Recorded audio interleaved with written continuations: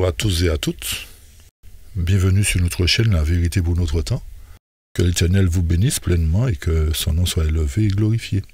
Tous ceux qui nous rejoignent pour la première fois, n'hésitez pas à vous abonner, n'hésitez pas à liker, partager et surtout réécouter, puisque c'est vrai que les sujets peuvent paraître quelquefois difficiles, quelquefois un peu complexes. C'est vrai que ça nous amène à faire une gymnastique cérébrale, passer par-ci, retourner par-là, etc. On peut comprendre cela. Mais c'est une bonne chose, chers amis, de pouvoir faire cette gymnastique dans le but de ne pas nous égarer lorsque nous expliquerons les différents chapitres. Donc c'est le but de nous amener à bien situer chaque événement et aussi, surtout, placer les événements futurs. Alors juste avant de prier, n'oubliez pas que nous avons une plateforme d'études. Chaque sabbat après-midi, nous nous réunissons à partir de 14h30 sur Zoom et vous avez un code qui est le 728 161 1055. Alors si vous aimez l'étude, n'hésitez pas à nous rejoindre, comme nous avons dit, chaque samedi après-midi à 14h30, heure de métropole bien entendu, hein, d'accord, heure de métropole. Donc si vous habitez dans la Caraïbe, au Canada, aux États-Unis, vous avez 5 ou 6 heures de décalage, il me semble. Ok. Donc nous vous attendons et nous vous souhaitons déjà la bienvenue parmi nous. Alors voilà, nous allons prier avant toute chose pour poursuivre notre 4e volet sur cette chronologie de l'Apocalypse. Prenons la position pour la prière. Éternel, nous voilà devant toi, prosternés pour te remercier une fois de plus pour l'opportunité que tu nous donnes d'ouvrir ta parole, de la comprendre par l'intermédiaire de ton Saint-Esprit. Alors, continue à bénir tous ceux qui ont écouté ces paroles. Donne-nous de rester fermes, attachés à ta parole et que nous puissions croître spirituellement pour l'honneur de ton nom.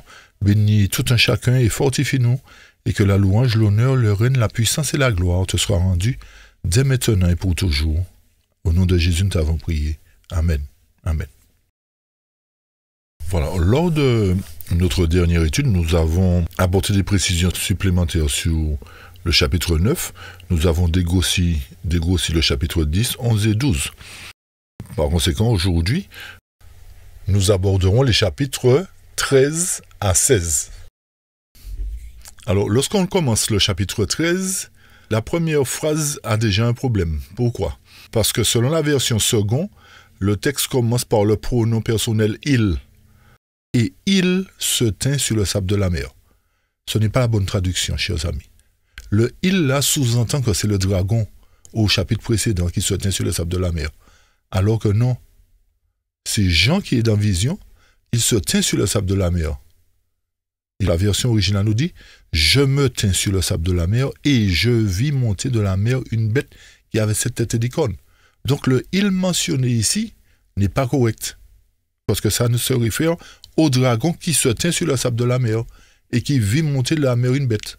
Donc la version originale, c'est « je me tins », c'est Jean. Jean est toujours en vision, il voit tout. Parce que rappelez-vous que le livre de la Révélation, c'est le plan de Jésus-Christ, hein, pour sauver l'humanité à travers les messages, à travers les trompettes, les moyens de destruction, etc. D'accord? Donc c'est Jean qui se tint sur le sable de la mer, et le texte poursuit dit « Et je vis monter de la mer une bête qui avait 7 têtes et 10 cornes, et sur ses cornes 10 diadèmes, et sur ses têtes un nom de blasphème. » Il est vrai que nous parlons de la chronologie de l'Apocalypse. Mais ce ne serait pas raisonnable de notre part de parler de ce chapitre sans le lier au chapitre 7 de Daniel. Pour quelle raison? Parce qu'il y a des éléments importants à considérer pour nous montrer que cette bête mentionnée dans le chapitre 13 n'est pas la même du chapitre 7 de Daniel,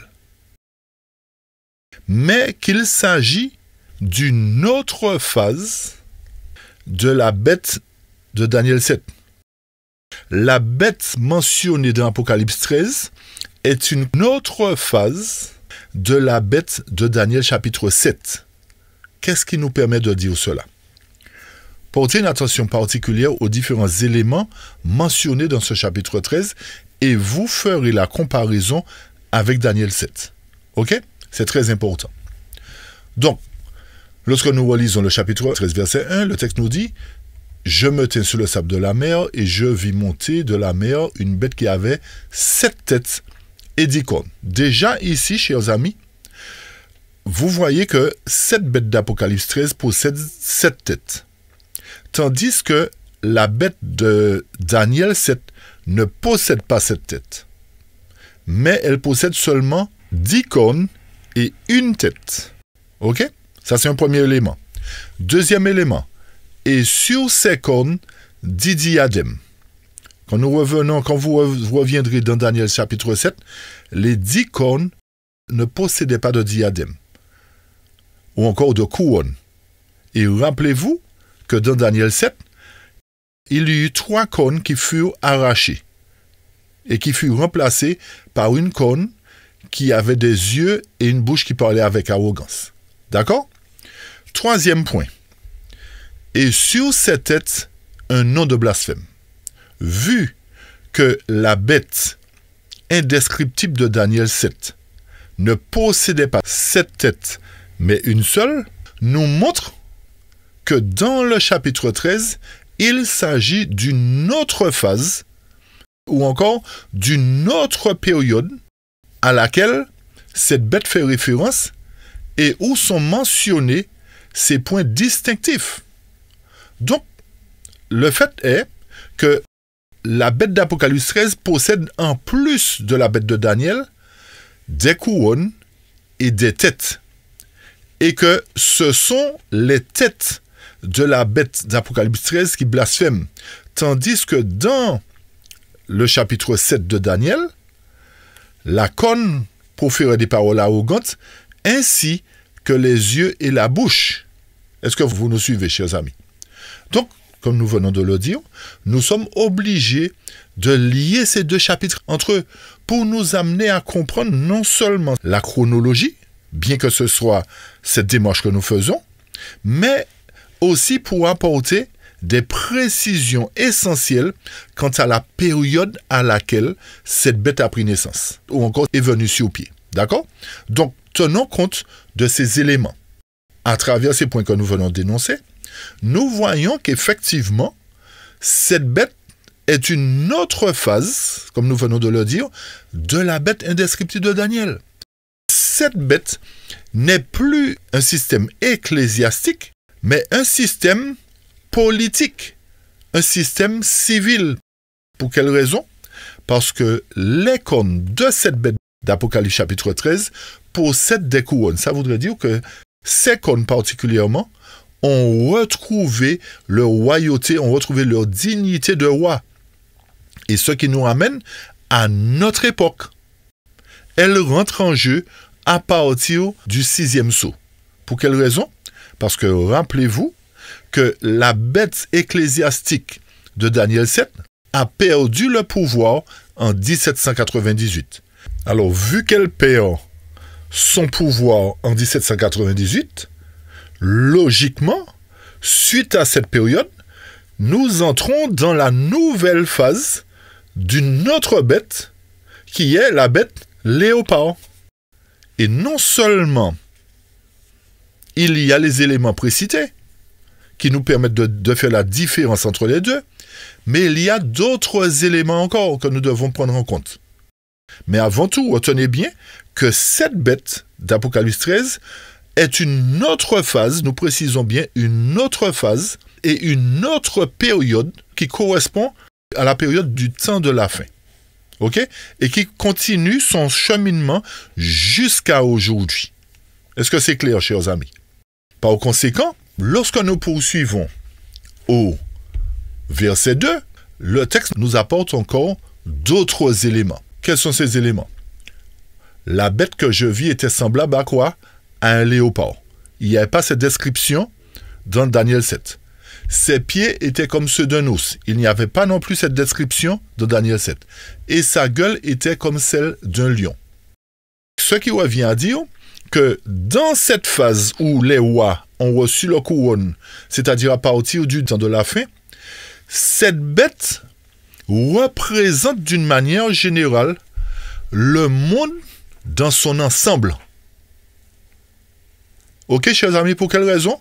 Parce qu'elle a des caractéristiques de Babylone, le lion, des caractéristiques de l'ours, Médo-Perse, des caractéristiques du léopard, la Grèce. Et bien entendu, les 10 cônes qui ont donné naissance aux nations qui étaient anciennement les nations barbares, qui sont devenues aujourd'hui les nations européennes. Et étant au nombre de 10, ça représente l'universalité. Donc cette bête-là, comme nous l'avons dit, est un monde multipolaire. Et constatez bien ce que les dirigeants veulent faire aujourd'hui. Ils veulent faire de ce monde dans lequel nous sommes un monde unipolaire. Donc cette bête représente notre monde actuel particulièrement.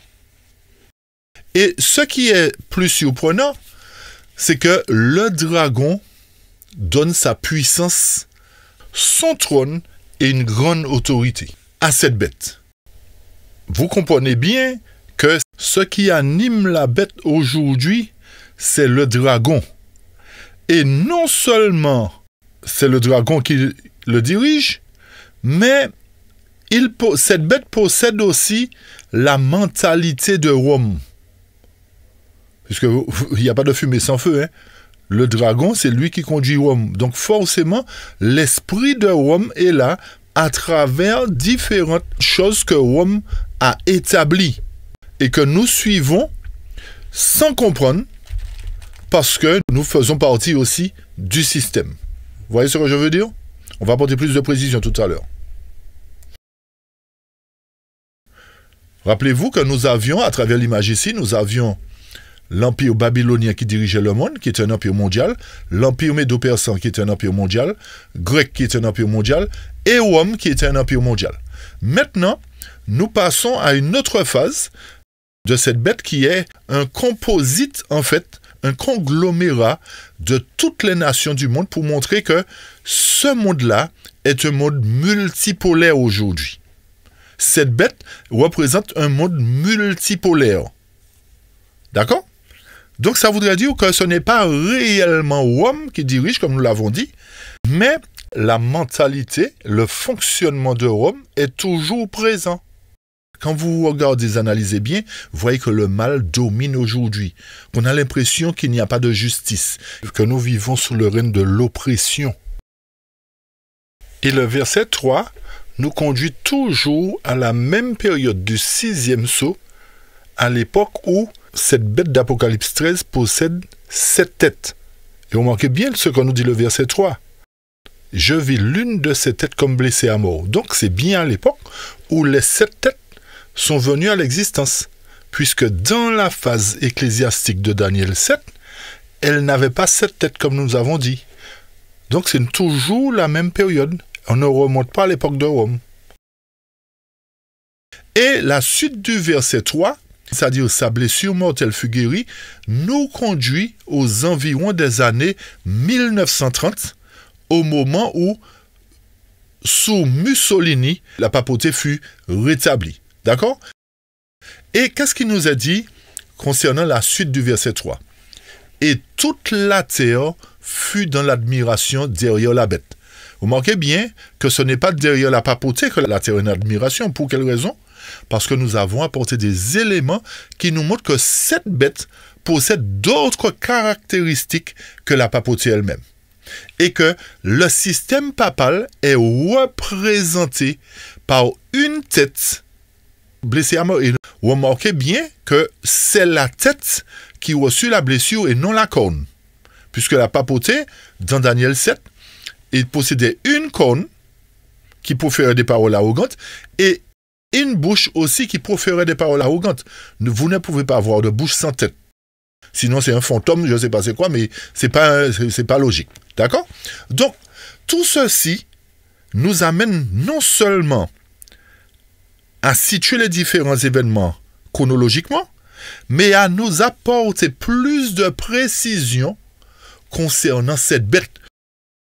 Donc, petit résumé, cette bête est la papauté dans son fonctionnement, d'après son caractère, mais elle représente un monde multipolaire à travers les cônes couronnés la peau du léopard, les pattes douces et la tête de lion. D'accord? Donc, le fait que la terre est dans l'admiration derrière la bête montre qu'elle est en admiration derrière ce système multipolaire qui domine le monde aujourd'hui. Et en adorant cette bête, le verset 4 nous amène à comprendre qui nous adorons véritablement. Verset 4, et ils adorèrent le dragon qui donnait le pouvoir à la bête. Et ils adorèrent la bête en disant, qui est semblable à la bête et qui peut lui faire la guerre? Donc, en adorant cette bête, nous adorons le dragon. Et le dragon, à travers la bête, nous dit, mais qui peut me combattre? Qui peut me combattre? Qui peut me faire la guerre? Mais nous savons, chers amis, que le seul qui peut remporter la victoire sur la bête et son image, c'est le peuple de Dieu, conduit par Dieu lui-même. Ok? Ça c'est clair. Donc la bête peut faire tout son intéressant, si vous voulez, pour nous faire savoir qu'elle est tellement puissante que personne ne peut la combattre. Mes chers amis, le temps vient où le peuple de Dieu fera la guerre à la bête et remportera la victoire sur elle. Et je dis alléluia pour cela. Quand nous considérons maintenant les versets 5 à 10, ces versets nous ramènent à l'époque où la bête ecclésiastique de Daniel 7 dominait le monde. Et elle a dominé particulièrement pendant cette période de 42 mois, ce qui est situé au la fin du verset 5. Donc, toute cette partie nous ramène entre les années 538 et 1798. Par contre, lorsque nous considérons le verset 10, cette partie trouve sa première application, c'est-à-dire, si quelqu'un tue par l'épée, il faut qu'il soit tué par l'épée, nous ramène aux environs des années 1500, lorsque la blessure fut infligée par l'épée, par la parole de Dieu. D'accord? Puisque le texte nous dit, dans le même chapitre, au verset 14, qui nous montre que c'est l'épée qui a blessé. Ce n'est pas le général Berthier. Donc, quand nous revenons pour terminer cette partie, la blessure de l'épée a trouvé son accomplissement au moment où Martin Luther a commencé la protestation avec les 95 thèses, etc. Et le début du verset 10, si quelqu'un mène en captivité, il sera mené en captivité, correspond à l'arrestation du pape par le général Berthier. Donc voilà ce qu'il fallait comprendre depuis le verset 1 jusqu'au verset 10. Donc nous sommes remontés au courant des années 538, nous sommes arrivés au temps de la fin et jusqu'à nous aujourd'hui. Lorsque nous considérons maintenant l'autre bête qui se situe au verset 11, cette bête qui représente les États-Unis a pris naissance en 1776, c'est-à-dire dans la période du 5e sceau, puisque nous savons que le 6e sceau s'est ouvert avec les premiers signes en 1780. Donc cette bête a deux cornes qui représentent les États-Unis, deux cornes qui veulent dire républicains et démocrates, ou encore ces versets 11 à 18, correspondent au système américain que l'ennemi utilisera pour mettre en place un décret. Un décret qui mettra à mort tous ceux qui ne recevront pas la marque de la bête. Et c'est là que le passage du chapitre 12 qui nous dit « C'est ainsi que le dragon soit hérité contre la femme et persécutera le reste », c'est là que ça va trouver son accomplissement, c'est-à-dire au moment où cette bête à deux cornes mettra en place ce décret. Et nous voyons bien que cette bête-là, elle va faire de grands prodiges et elle va parler comme le dragon. Donc nous voyons que toutes les bêtes qui se sont succédées, particulièrement dans le Nouveau Testament, ont parlé comme le dragon, ont eu le pouvoir du dragon, se sont assis sur le trône du dragon. D'accord? Donc nous voyons que c'est une continuité qui nous montre que l'ennemi, le dragon, a pris le contrôle du monde à partir de l'ère chrétienne. Et c'est là que nous comprenons mieux le verset du chapitre 12, verset 12, qui nous dit que « Malheur à la terre et à la mer, car le diable est descendu vers vous, animé d'une grande colère, sachant qu'il a peu de temps. » Et rappelez-vous que c'est après la mort et la résurrection de Jésus que le diable a été définitivement chassé du ciel. Donc, c'est bien dans le Nouveau Testament qu'il exerce toute sa colère pour conduire les différentes nations dans le but d'éradiquer, de détruire le vrai peuple de Dieu. Parce qu'il y a toujours un peuple de Dieu qui lui est fidèle. C'est vrai qu'il y a d'autres qui sont là et qui doivent venir vers la bergerie de Dieu. Donc c'est pour cette raison que l'ennemi essaie à tout prix, par tous les moyens, de détruire la vérité. Et il a utilisé le système romain au début de l'ère chrétienne. Et il va continuer avec les États-Unis, cette terre protestante, mais qui va dévier et qui va tourner le dos à Dieu et va se retourner vers le système papal pour opprimer le peuple de Dieu une seconde fois vers la fin de l'histoire de l'humanité. Donc c'est pour cette raison que nous voyons qu'à chaque fois durant le Nouveau Testament, le dragon donne sa puissance, il donne son trône, il donne son autorité. Vous voyez? Très bien. Et ce qu'il faut retenir dans ce chapitre-là, n'allons pas le décortiquer, c'est vrai que nous avons fait cette démarche pour le premier, les versets 1 à 10, parce qu'il est important pour nous de faire cette démarche, mais les versets 11 à 17 parlent du même événement, du même pouvoir qui est représenté par la bête à deux cornes. Donc cette bête à deux cornes-là, elle commence son règne au cours du 5e sceau, et elle va mettre en place cette loi, ce décret, au moment du 7e sceau. Elle va établir ce décret au moment du 7e sceau, particulièrement. Une fois que la demi-heure de silence sera accomplie, suite à la guerre, le décret sera voté, et c'est à ce moment-là que cette bête va exercer toute l'autorité de la première bête en sa présence.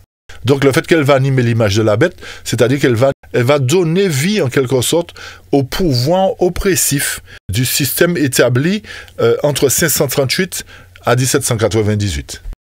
Alors pour le reste, on ne va pas s'attarder dessus, vous le savez déjà, que le nombre 666 n'est pas sur la papauté, mais sur cette bête. Regardez bien où comment l'Éternel a placé les choses. Il a placé ce nombre sur la bête à deux cornes. Il n'a pas placé sur la bête du verset 1 à 10, mais il a placé sur la bête à deux cornes. Même si nous trouvons le chiffre 666 sur la papauté, sur Napoléon, sur Ellen White, etc. D'accord? Il y a plein de personnes qui portent le nombre 666 de par leur nom après avoir calculé leur nom. Donc, c'est pour nous montrer que il nous faut avoir de l'intelligence, comme nous dit la parole de Dieu, et que nous devons accepter ce que l'Éternel a fait. Il a placé ce chiffre-là sur la bête à deux cornes, laissons-la sur la bête à deux cornes. N'interprétons pas parce que nous avons vu qu'il y a quelque chose qui ressemble à ça et que le pouvoir oppressif papal porte le 666 et que nous déclarons que c'est sur la papauté que c'est. Non, chers amis. Laissons la chose comme Dieu l'a établi. Ok? Retenons bien que ce nombre 666 est appliqué à la bête à deux cornes, et c'est l'Éternel qui l'a mis là. Il n'a pas placé dans Daniel 7, il n'a pas placé dans Apocalypse 13, verset 1 à 10, mais il l'a placé dans Apocalypse 13, verset 1 à 18. Ok? Très bien. Là maintenant, quand nous poursuivons au chapitre 14, le chapitre 14 commence avec les 144 000 qui sont debout avec l'agneau sur la montagne de Sion. Donc ça voudrait dire que s'ils sont debout sur la montagne de Sion, rappelez-vous qu'il y a eu un scellement qui s'est déroulé durant le 6e sceau. Et que lorsque le 6e sceau s'est terminé, cela a mis fin au scellement, au marquage, qui se trouvait au chapitre 7 particulièrement. Et suite à cela, nous avons vu que la demi-heure de silence a commencé à travers l'ouverture du 7e sceau. Donc une fois que ces étapes se sont réalisé, c'est-à-dire seulement dans le 6e sceau, présenté au chapitre 7. Qu'est-ce qui s'est produit après? Il y a eu la demi-heure de silence dans le chapitre 8. Et là maintenant, les 144 000 sont debout sur le mont Sion. Donc ce chapitre 14, les versets 1 à 5, se place en quelque sorte avant le chapitre 13, particulièrement versets 12 à 18. Nous reprenons, le sujet des 144 000 sur le mont Sion se place avant le chapitre 13, versets 12 à 18.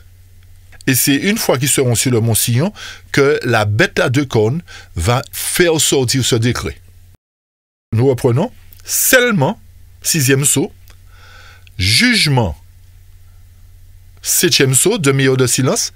Une fois que le jugement est opéré, les 144 000 sont conduits à travers Isaïe 11 sur le mont Sion. Et c'est une fois sur le mont Sion que le décret de la bête à deux cornes rentre en jeu.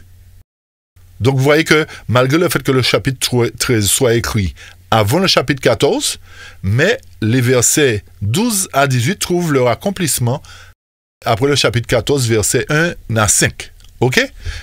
Et lorsque nous poursuivons, les versets 6 à 9 trouvent leur accomplissement une fois que le chapitre 13, versets 12 à 18, trouvera son accomplissement. C'est-à-dire, à partir du moment où le décret de la bête à deux cornes sera promulgué, s'accompliront les versets 6 à 10 du chapitre 14, c'est-à-dire le message des trois anges. OK? Est-ce que vous nous suivez? Donc ça voudrait dire que tant que le décret n'est pas voté, les messages ne peuvent pas trouver leur accomplissement. D'accord? Et rappelez-vous, pour information, que les messages des trois anges ont une double application.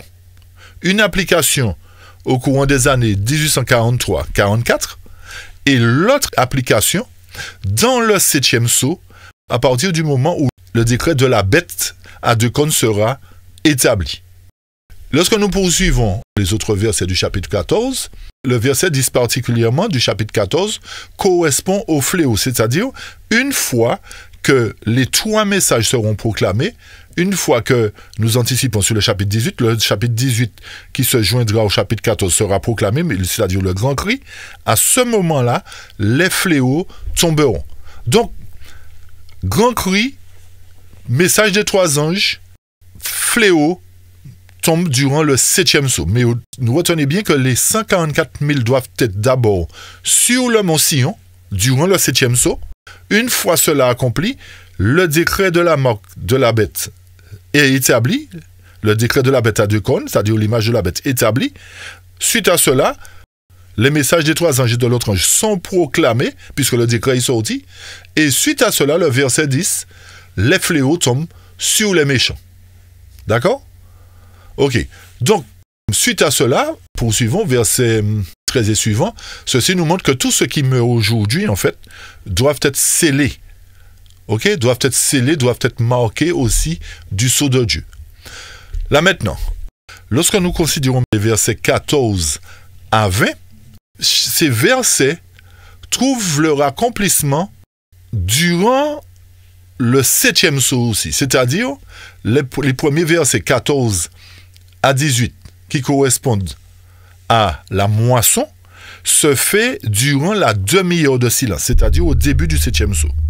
Tandis que les versets 17 à 20 qui représentent la vendange se déroulent toujours dans le 7e sceau, mais au moment où les messages des trois anges et de l'autre ange sont proclamés. D'accord? Donc il y a une moisson. La moisson correspond à la récolte du blé. Et rappelez-vous que c'est dans l'église qu'il y a l'ivraie et le blé. D'accord? L'ivraie et le bon grain. Tandis que dans le monde se trouve la vigne. Ok? Donc il y a une moisson pour récolter le blé et une vendange pour récolter la vigne. Est-ce que vous nous suivez? Donc ces deux étapes-là se situent à travers le jugement des vivants durant le 7e sceau. Donc ça revient à dire, comme nous l'avions présenté précédemment, que tant que le 7e sceau n'est pas terminé, Jésus ne peut pas revenir. Donc ces versets-là nous montrent bel et bien qu'il y a encore des âmes à sauver, puisqu'il y a la moisson et la vendange. Et tout ceci se déroule durant le 7e sceau.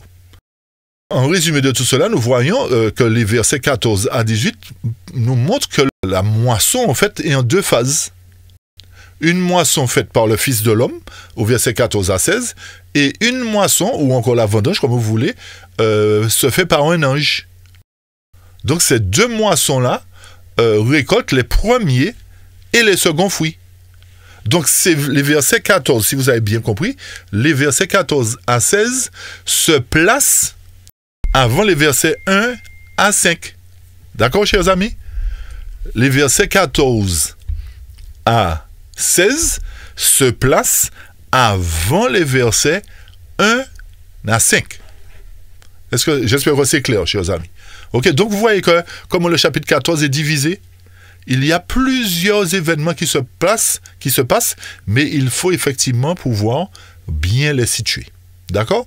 Donc, en poursuivant, lorsque nous allons au chapitre 15 maintenant, que nous dit le chapitre 15? Le chapitre 15 nous parle de ces derniers fléaux qui doivent s'accomplir. Donc, si on parle de ces derniers fléaux, c'est qu'il y a des fléaux qui sont tombés déjà. OK? On va revenir dessus. On reviendra dessus une prochaine fois.